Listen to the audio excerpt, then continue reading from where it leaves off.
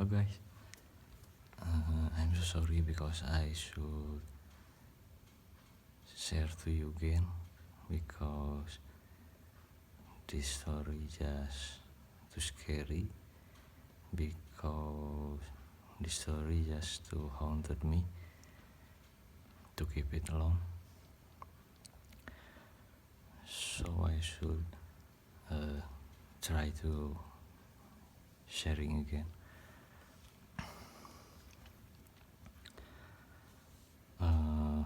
But I wanna start this share with some song. It's okay, right? So this song is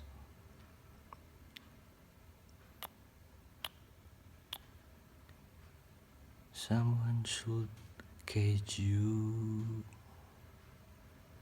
because you did some magic. You leave your parenthood and just cry to me. Right? It's so possible. Now I wanna try to continue with my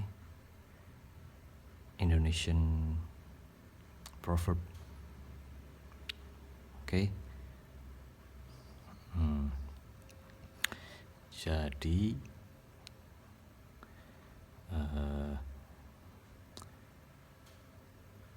kisah tentang hantu si Imbol-Imbol ini saya dapat ketika itu dari wilayah Gunung Batur. Jadi waktu itu saya berkesempatan untuk menuju ke Bali. Kemudian di Bali disuguhi Danau Batur, kemudian disuguhi pendakian menuju Gunung Batur. Nah, ketika sebelum menuju puncak Gunung Batur itu, saya disuguhi dulu sup ikan rempah-rempah.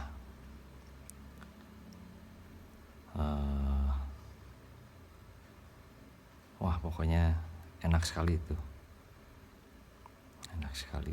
Sup ikan rempah-rempah, lalu kemudian melakukan pendakian pagi hari. Nah, sebelum mencapai puncak Gunung Batur di Bali itu, saya kembali disuguhi sajian telur rebus, roti khas Bali, dan minuman jamu khas Bali sebelum mencapai puncak. Nah, kemudian di puncak Gunung Batur kembali saya disuguhi untuk mengalami suatu proses menempatkan,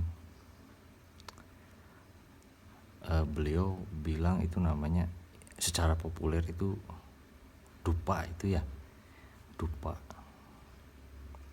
sebagai bagian dari sesajen khas Bali, khas Pulau Dewata. Nah, di situ saya dengar cerita tentang hantu si Imbol-Imbol itu. Jadi ketika setelah selesai disuguhi untuk kedua kalinya itu, nah silahkan menuju puncak untuk mengalami proses penyimpanan lupa atau tidak tahu saya nama khususnya atas orang Bali itu namanya apa, itu proses penyimpanan itu. Yang pasti saya mengalami saja itu untuk pertama kalinya. Nah, di situ kemudian ada seorang orang tua yang menegur saya bahwa, "Dek, hati-hati," katanya, bahwa di bumi Siliwangi kita ini ada yang namanya hantu si Imbul-Imbul. Wah, saya kaget karena pertama kali saya mendengar apa itu hantu si Imbul-Imbul. Aneh saya. Nah, menurut beliau hantu si Imbul-Imbul ini memiliki 8 kemampuan. Waduh, ada hantu yang memiliki 8 kemampuan. Nah, kemampuan pertama hantu si Imbul-Imbul ini adalah membuat Anda terombang-ambing. Itu kemampuan pertamanya. Lalu kemampuan keduanya, hantu si Imbul-Imbul ini mampu mengajak dan menjerumuskan. Itu kemampuan keduanya. Kemudian kemampuan ketiganya itu hantu si Imbul-Imbul ini adalah mampu mengoyak, menghancurkan.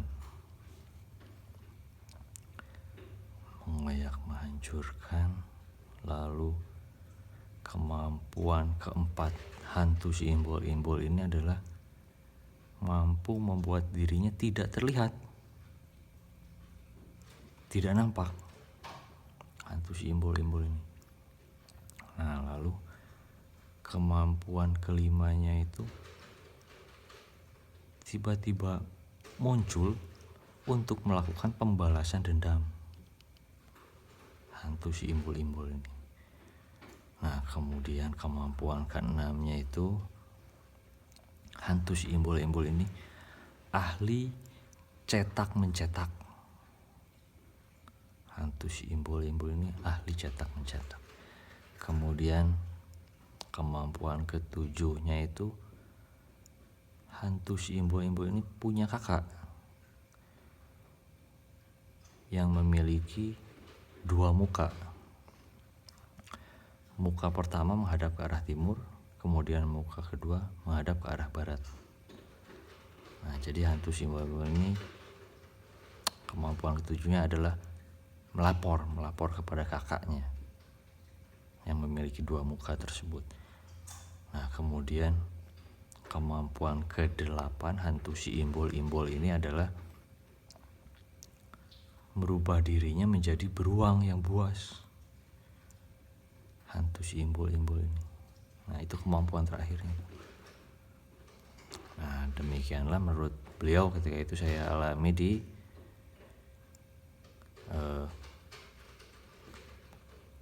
wilayah Pulau Dewata, Bali, di wilayah Danau Batur, Gunung Batur waktu itu. Oke, saya rasa cukup. Kita lihat selanjutnya. Terima kasih. Thank you.